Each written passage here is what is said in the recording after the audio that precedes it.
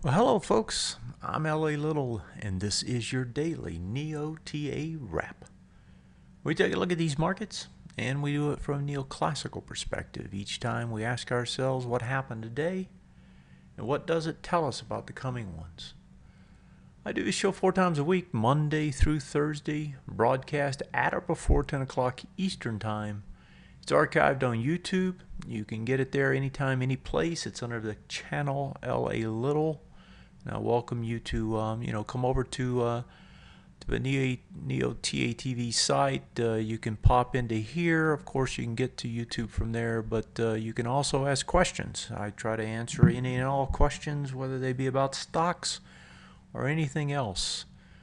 And just give me a direction and a time frame if you're going to ask about stocks, and I'll try to answer those questions. As far as today, I don't think you really need to answer anything. It was just up, up, and away. Russell was up almost 3% today, trying to play catch up finally.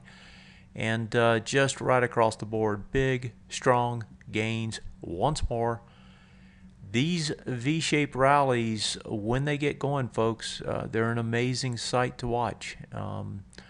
I've traded a long time, and I've seen V-shaped rallies before, but not consistently as we've seen over the last 3 years, and certainly not consistently with the force that we've seen over the last 3 years. I mean, these rallies are I'm searching for a term here. I mean, they are forceful, they're fast, and they're unrelenting once they get going. And it's been that way off this bottom. And we'll go through some of the numbers just to get a feel for the magnitude. But it's been a heck of a run, and it continues. And we're almost and we'll look at it with the NDX, but we are almost at the highs on the NDX. Less than 2 weeks ago, folks, people thought we were crashing. Now we're pressing highs again. That's just how crazy these moves are. Gold pretty much flat. Dollar was down a bit. Bonds sells off today some, but elsewhere pretty much green across the board. Let's pop in here to the S&P 500. And so, when we're talking about these V-shaped rallies, it's a straight down move, and in this case, it was a two-part move. And now, on the way back, it is a straight up move. I mean, there hasn't been a single break. You had one day here of a pause, one day there of another little pause. And then this is the only one that actually came down. I mean, this one just basically went sideways.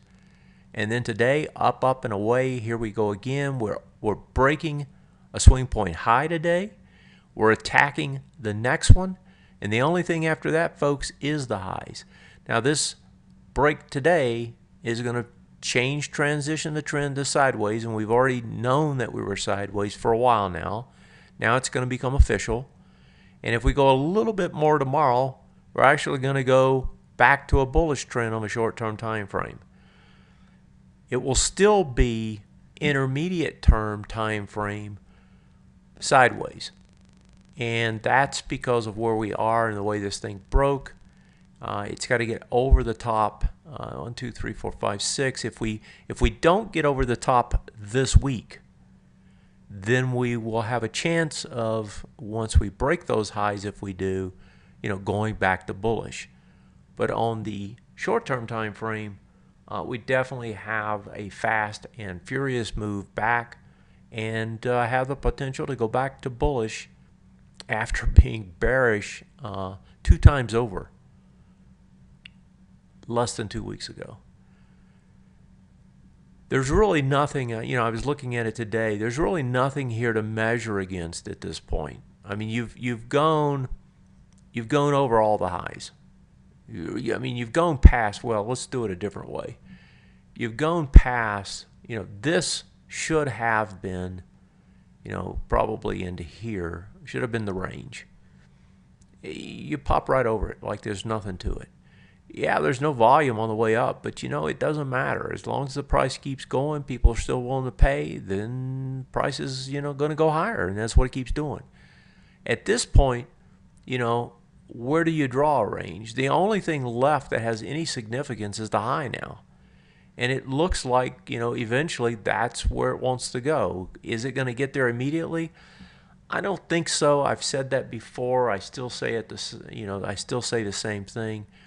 And that's because I go back over here and look at this. This one's coming into the high, and we have Fed Day and Bank of Japan Day tomorrow. So at this price point, there's no way you're going to have the volume when you get there. In that price point, that high is, and I'm looking at the NDX now on a daily, that high is 41.18, roughly 41.19. We trade today up to 41.06 is where we close, 41.06 and a half. So basically we're 13 points away from spanking that top. This has moved from dumb to officially stupid at this point in terms of the way we're going. I mean, if you look at this move, you had 1 day down. Everything else has been up 9 days straight. And as I was saying before, less than 2 weeks ago, people were worried about a crash.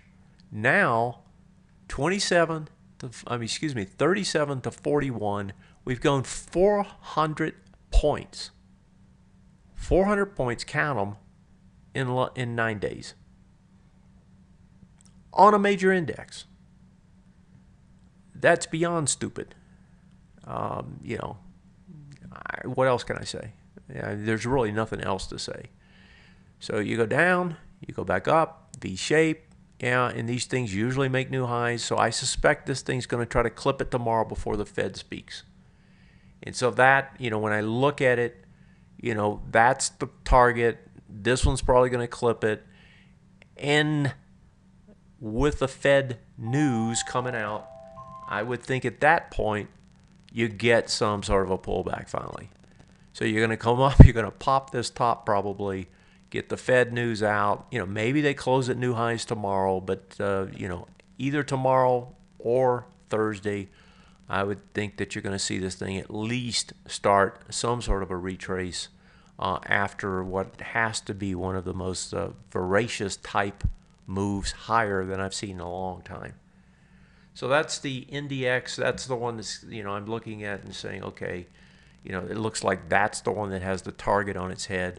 The wider IXIC, the NASDAQ Composite, also has the same sort of a target.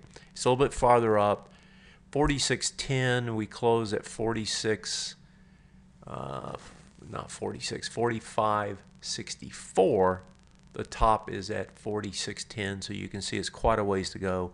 I don't think this one's going to quite get up there. It's just broader. It's not as concentrated as you have. And we'll look a little bit at what's moving the NDX, but that's the story. Now, the big story today was the Russell catching up. The Russell caught on fire. The money is flying into these stocks. We're not having huge volume, but the money's flying into them because this is the end of October. This is the start of the most bullish part of the year. And this one was down the most. And so, people crowd into that trade, and that's what they're doing. Now, it actually got into something interesting today, and that 1143.47 was the low, high volume bar on the way down. We closed inside of it, 1149, so you're into it pretty good. If they don't turn this around first thing in the morning, then this thing's going to try to crawl right to the top. And that's 1163.86. And so, next resistance zone is up there. And, if that NDX actually shoots up to test the top and does that in the morning, then this one's going to try to reach the top as well. But my suspicion is what you're going to find are people are going to wake up tomorrow and they're going to say, what the heck was I doing? Because today was just a feeding frenzied momentum move. And, those kinds of moves where you get that wide price, spread on that bar. I mean, these are big wide price spread bars.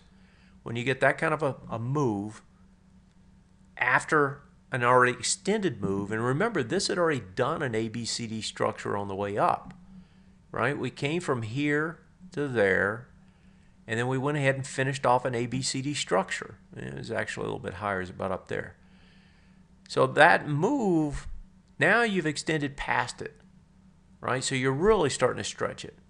And we already knew we were stretching it, but now you stretch it even more. You're coming into the news. Everybody, clearly everybody believes the Fed is not going to change the language, and they're going to finish up their QE, and they're, basically the put's still going to be behind the market. And you've got economic activity still looking pretty good, and corporations still making money. What else can you ask for? Why the heck did we sell off 10%? And in the case of the Russell, even more than 10%. I mean, we went from the top of 1190 down to 1040. That's 150 off of 1190. That's what, 14-15% at least. So I'm sure tomorrow, after this frenzied move, probably some folks are going to wake up and say, what the heck were we thinking? And part of that too is going to happen as a result of what you see overseas. And what I want to do is I want to share with you, I want to go back here real quick, and I'm going to pull up the NDX, which is the most concentrated move on the way up. And I want you to look at this chart. And then I want to pull up, and as a matter of fact, while we're doing that, let's pull up the weekly. Look at the weekly chart. Okay, now I'm going to pull up the emerging markets. This is what they look like. A little bit of a contrast, I would say. And if I put them up on a weekly, a lot of a contrast. World markets are not moving like the domestic market. One of them is probably wrong. I mean, yeah, they can vary, but usually you don't see that kind of discrepancy. And it's not just emerging markets, it's also the European markets. I mean, we could pull up a chart of them, and we could just pick any of them. We'll pick the strongest one, the DAX. There's your daily there. Looks nothing like ours, right? Here's your weekly. Absolutely nothing like ours. So, the contrast is huge. The rest of the world's not moving. We're skyrocketing again. Folks, it's just momentum. And it's going to find some sort of a top here and retrace. And then we'll see if it can make that next move up. But certainly at this point, I've been saying a range for a long time now. This is beyond a range, in my opinion. Certainly beyond what I thought the range would be. Markets do those things, and when they do it, they tell you they're stronger than you think they are, and this one is. But the rest of the world is not moving with us, and I suspect that dollar at some point is going to start hurting more than helping again, which recently, the dollar has been. The dollar made the big move, and then it pulled back, and it's continued that pullback to some extent. Nothing big, but it's doing nothing, and that, of course, is helping. I do believe is helping the rest of the market. Bonds started to sell off a little bit today. Again, they're coming into the swing point high here. I believe is that I talked about them probably coming back into here. They're almost there. I would expect them to get into that. Gold, silver really can't get anything going. They're still trying to drag their feet at the bottom. Commodities are just getting hammered still. They're down here at the lows. Pretty much across the board, it's really just U.S. equities that are driving pretty much everything. And if we skip over to the sectors right quick, last night we were talking about that we had two, NDX and the NASDAQ both had shown the potential for a two-bar reversal, but we kind of discounted it because the sectors looked really strong. So if anything, the rest of the indexes were okay still. Those two were, over under the previous day, but even then they didn't look that bad, right? They both had decent bars in terms of candles, but the sectors were really strong. And if we've just flipped through some of these sectors, it's not stopping. Remember, we were talking about the retest regens. Well, they're not even coming back to retest. The IYT did. That was the IBB, just went straight up. The IYT did come back and do the retest the next day. tested back into this high on the very next bar, and as you can see today, new highs. So now it will have the opportunity to retest, regenerate off of that bar. SOX, remember last night, got over the bar. Well, today they extended it. So this was the last one to get over the swing point low and hold. So that also says it's in congruence with everything else, and that is that you've got some sort of a range trade at worst. XLE, XLB still struggling. Neither one of those can find any volume or any price. XLF was lagging all day, started kicking in at the end. It's going up to test the swing point high. But then, you go across the board here, XLI, remember that was also a retest regen. It retested on the very next bar, regenerates higher. This one's going to go try to break out all the tops. XLK, of course, definitely is moving up there testing the swing point high now. Even the safety sectors continue to drive money towards them. XLP up there at new highs, XLU at new highs, XLV, of course, with IBB at new highs, takes out 2 swing points, one last week, one again today. And the discretionary, even discretionary, is finding buyers. So sector-wise, there's nothing here to tell you any kind of reversal. The only thing that's out there that's telling you anything about some sort of a pullback is the lunacy of the move. You just don't get 15% move straight up off an index after a breakdown. Now I know that you get fast moves off false moves, and that is what happened here, but it's just a little bit beyond what would be, shall we say, reasonable. So summary wise, Fed tomorrow, Bank of Japan tomorrow night. You've had a huge rally into the news.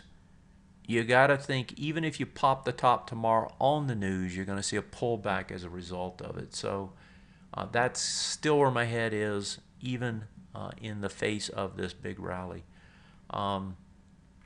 Okay, so, and I'm not one of the things I want to make clear here is I'm not intransigent about the idea that you're going to get some sort of a retrace. And I haven't really told you, go out there and naked short this thing, because I don't think that's a reasonable thing to do either. As a matter of fact, I don't know if it was on this show or if it was on the members broadcast that I do. I was talking about a one-sided range trade. So, when I talk about these things, it's not as if, okay, I'm going to stick with my position. If the market tells me to change, I'll change. I'm simply saying at this point, you've made such a move. We know it's sideways. We knew that last week. We were still waiting to see where the top of the range was going to be. Well, now, they're telling us the top of the range is really the top, right? If we look at the NDX, we're not talking about somewhere in between. We're talking about all the way to the top. And so if that's going to be the top, that's the top. Now, I would say, okay, think about what gives you any hints on the way back, because there will be a pullback. It will come. So let's assume that we test the top. Well, if it goes over, back under, and closes under, it's going to be a failure at the highs on lighter volume. That's probably going to mark the top for a little while, or at least it should. And then what we'll see is we'll see some sort of a pullback into these ranges, and we'll see if they hold. And now it's going to be harder now, since it's made such a run. It's going to be harder if it actually comes up here, right? Gets up into this area, fails, and then comes back down. It doesn't have to go very far to try to break this, especially if it goes up tomorrow and then closes back down, right? Because then you're right into it almost. So if you see a move up tomorrow and then the close off the Fed maybe brings it back down, and maybe I should use a different bar here. So, if we go back up here, but we actually close down here somewhere, you don't have that far to go to get back into this range and to test it. And if it can't hold it, what does that tell you? Well, it tells you it's a retest, regenerate higher that fails, which does what? It's a range trade. And so I suspect you're still going to see a range. It's just that the range now really is a lot higher than we thought it was going to be after this, insanely fast and hard move to the highs. Okay? All right, so yeah, it was a long wrap, but I just wanted to try to um, give that sort of feel to it, right? So that we at least understand, things haven't changed all that much, other than this went a lot farther than I thought it would. Okay, let's pop over to. I want to just pop into some of the things that are moving this and just take a look at them together with you. So the NDX is the driver right now. So the big ones inside the NDX are the big three. So let's look at those first. So now Apple. Remember we had talked about. I even did a video on this. You could go check it out if you want. But this was the range. It was this bar that was on the Apple event, big volume there. And so Apple was trying to break out of that range. It would come up to the top several times, came down to the bottom, and actually poked out of the bottom, but then right back in, right? That was the test of the lows, and then of course we had the moonshot now, and we've broken out. We broke out here with confirmed volume. Apple, that range would extend up to here somewhere. And so Apple certainly can travel about halfway more than it already has. And so I would think that, if we do the calculation on Apple, the top there was 103, the bottom was 96. So that's roughly 7. 7 onto that's 110, and we're trading at 106.50. So Apple can do another 3.5 on the upside. So it's about halfway there. Okay, so that's Apple. So Apple can still put juice into this thing. If we look at Microsoft, which is the next heaviest weighting, Microsoft hasn't been able to get back to that swing point high that has the volume on it. Earnings didn't do it.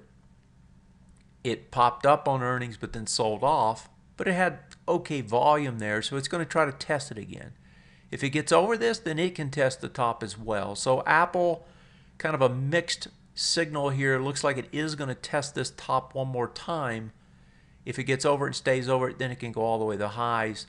That high's 47.57. We're trading at what is this, 46.49? So another buck and a half, 2%, 2.5% potential. That can drive the market a little bit more.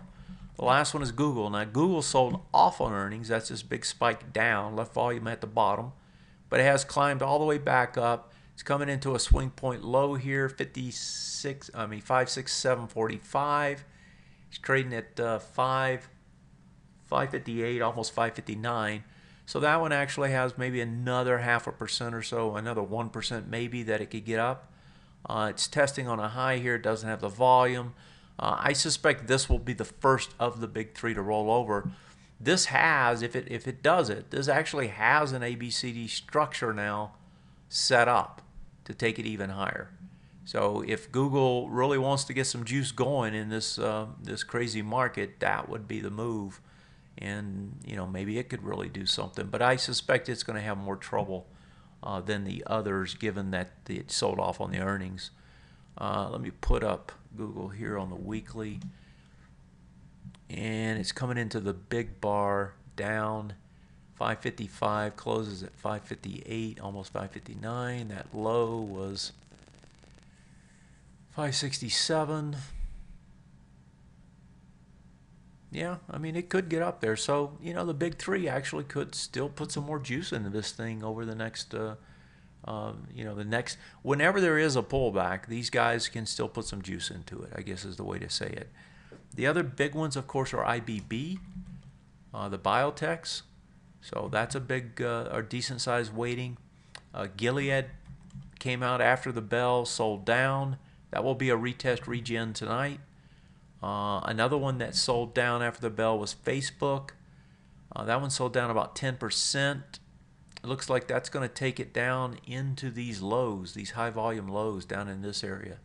It's down to 73 after hours.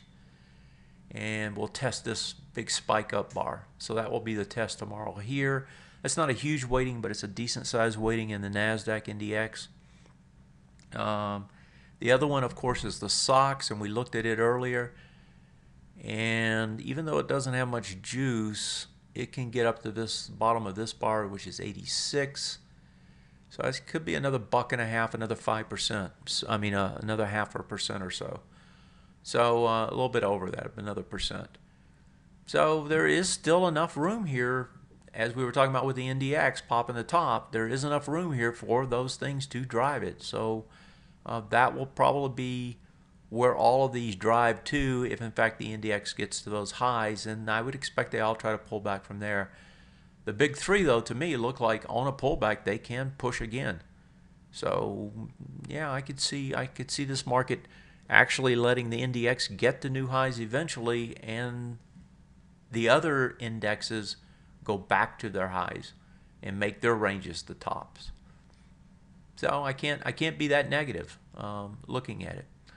Let's look at, so let me see, that's the NDX. That was the one I wanted to look at. I think those are the main ones. Let's see if I have some questions here. I thought I had one. I don't have any tonight. So, okay, well, the big news, of course, tomorrow is going to be the Fed. There's nothing in these charts other than the extension to tell us that we probably get a sell the news. That sell the news could come on the news. In other words, you pop up or you just sell off immediately, depending on what the news is. Or you could get one more day of extension, you hold it, and then you get the sell off the next day. I do expect fairly soon, though, some folks are going to wake up and look at what they've got and say, wow, we've come a long way very fast. What the heck was I thinking? All right, buying more yesterday or buying more today. And, those are the folks that will, flip some of it. That'll get you a retrace. And then it will be all about, okay, what does the retrace look like? How far does it come? Does it tell us that we're in a sideways trend or not? And if not, and it does really regenerate higher, it will be a V-shaped reversal, just like we've seen before. In other words, to me, a V-shaped reversal is not just the fact that it came down and goes back up like a V. It's that it goes all the way to new highs, right? You get over the highs. That to me is when I say V-shape, that's what I'm talking about. The V is like, it's not just a perfect V, a symmetric one. It's got an extension on the right side. And if we regenerate higher, that's probably what we're going to be looking at. And that would be impressive. Believe me, I would be quite impressed if it does that. I do think you're going to see more of, we're up here and we're going to do something like this for a while. And then maybe eventually we take them out again. All right. That's it for tonight. Thanks for joining me. I appreciate it. Tell a friend, tell two. I'm LA. This is and it was your daily NeoTA wrap. Have a great night. I'll see you tomorrow. We'll see what the Fed wants to do. Take care.